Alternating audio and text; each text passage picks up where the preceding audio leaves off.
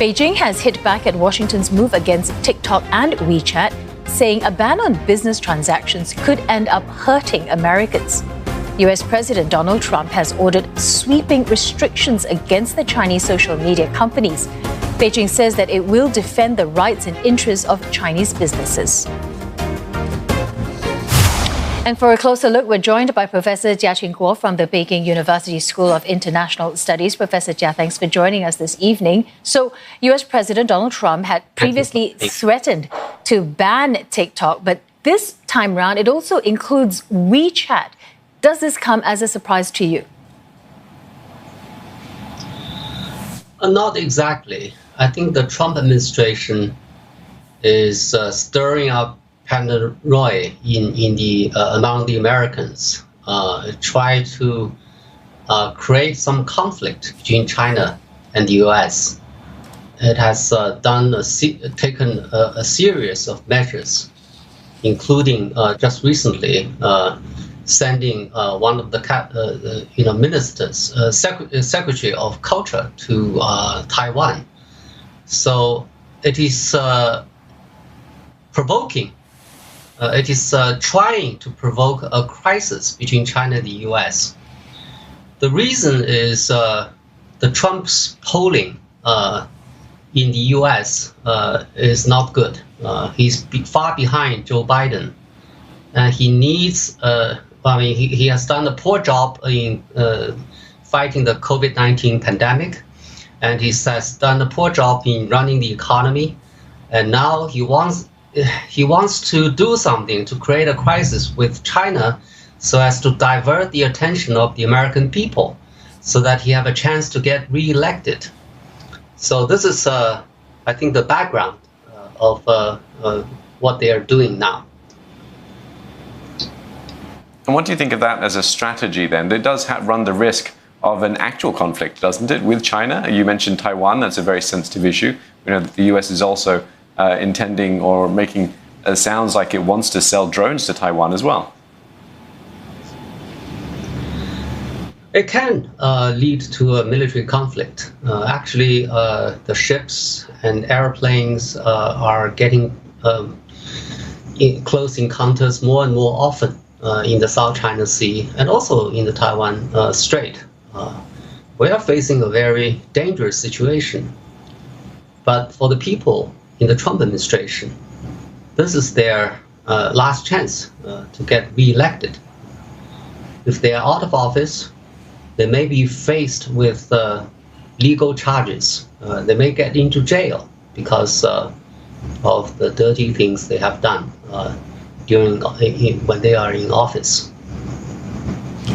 Professor Jia, but then picking up on that as well, but the both defense ministers from both sides spoke for an hour and a half amid all this saber rattling. Do you think this will actually help in any way to soothe tensions? Well, certainly. I think any kind of dialogue, any kind of official exchanges are useful to lower the tensions. Why Secretary of Defense Esper is talking with the Chinese Defense Minister. I think this administration is not known for good coordination, and they have a lot of unexpected behavior. I think from the defense perspective, the situation is becoming more dangerous. So it's time for China and the US military to talk to each other. And the Chinese military responded positively.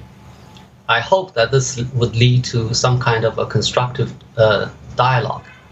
But the problem is whether the President Trump would allow it to happen. I doubt that. Professor, just to come back to TikTok, do you think it's technically possible for people in the US to continue using the social media app TikTok with the help of workarounds like VPNs? Well, I think they certainly can use a VPN to get around this. I think in a lot of countries, people use VPN to get around censorship like this. In the U.S., I don't know whether, what this executive order what kind of legal power this executive order can carry. I don't know whether they can catch people and put them in jail because they want to use TikTok or WeChat.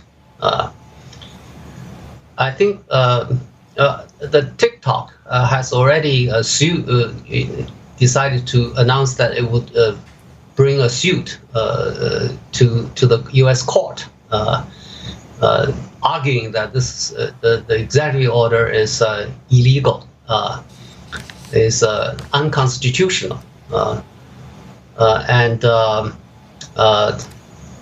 maybe the U.S. court would speak on the side of the TikTok. I don't think the Trump administration is rational and is doing this in the long-term interests of the U.S. I think it's a very short-sighted. Okay. It's against U.S. Values and also its long-term interests. Okay, we'll have to leave it there. Thank you very much for sharing your thoughts with us this evening. Professor Jiaqing Guo from the Peking University School of International Studies.